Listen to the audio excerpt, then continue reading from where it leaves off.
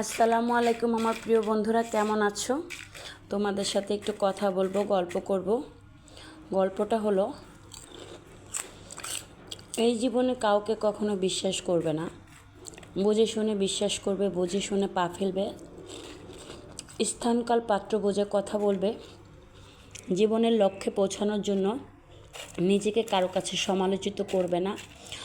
যা করবে নিজের সিদ্ধান্তে করবে। বাবা মা ভাই বোনকে শ্রদ্ধা করবে।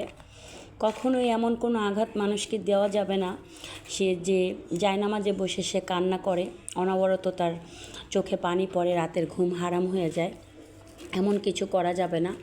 তো আমার 5 লক্ষ ভিউজ বন্ধুদের উদ্দেশ্যে বলার কারণ, আমার বাস্তব অভিজ্ঞতা থেকে আমি বলছি। তা না হলে তোমাদের সাথে আমি এই পর্যায়ে এই কথা বলতাম না। তো যাই হোক, আমি তোমাদের কাছে গল্প শেষ করতে চাচ্ছি। ভালো থাকবে। শুভ সন্ধ্যা।